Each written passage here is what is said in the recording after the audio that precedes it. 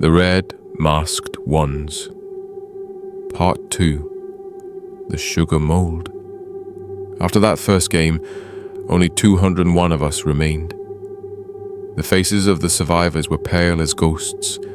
No one spoke, but the same question echoed in all our minds. How do we get out of here?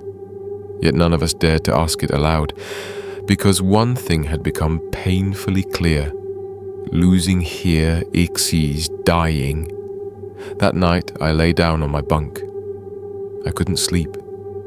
Every time I closed my eyes, I heard the voice of that giant doll ringing in my ears. Red light, green light.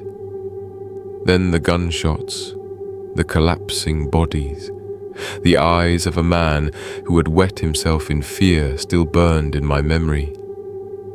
In the morning, the red-suited, masked people entered again.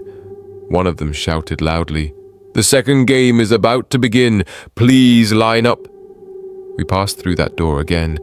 This time, we were brought to a place that looked like a giant schoolyard. The walls were painted in pastel colors, the ground filled with children's games. But beneath this sweet scene, real terror lay hidden. They gave us all small metal tins. We were told not to open them. Then the instruction came, "Open your tins now. The sugar mold game is starting." I opened mine. Inside was a thin metal needle and in the center a sugar mold, a flat, round piece of candy. A shape was carved into it, an umbrella. One of the hardest ones. I looked around. Some had circles, others stars, and the easiest ones were triangles. But in my hand was a cursed umbrella with a delicate narrow handle. The mechanical voice echoed again. "You must extract the shape without breaking the candy. You have 10 minutes. Anyone who breaks the mold will be eliminated." And here, eliminated only meant one thing. I started carving the shape out with the needle, as thin as a fingernail. Your hands tremble. You hold your breath. Then, a scream from my left. A sharp crack, the sound of breaking sugar, then a gunshot. The man dropped to the ground. His blood splattered onto the candy.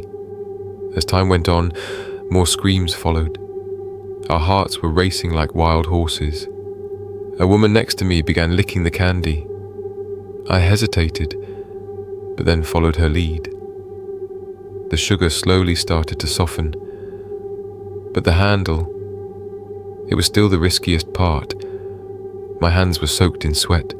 One wrong move could mean death. And then, the needle slipped from my fingers. The sound was so sharp, so loud. I thought my heart stopped. But the candy hadn't broken. Only a scratch on the surface. I had almost died. In the final seconds, I managed to carve out the handle. I held the mold intact in my hand. A guard approached. I couldn't see his eyes behind the mask, but I felt his gaze pierce straight through me. I bowed my head. I was still alive. But more than 40 others were no longer with us. When we returned to the cafeteria, a giant sphere descended from the ceiling. Inside the transparent glass, money was piling up. With every death, the prize grew. One man stood up. I would later learn his name was Kerem. "This is madness! We need to get out of here!" he shouted. And at that moment, the rules were revealed. If the majority agrees, the game can be terminated. A vote was held. Everyone walked to the ballot box one by one. The votes were counted. The result, 101 to 100. The game was stopped. Everyone was released. I returned to the streets, the debts, the darkness. But the story didn't end there, because a few weeks later, that card appeared before me again, and this time I returned by my own choice.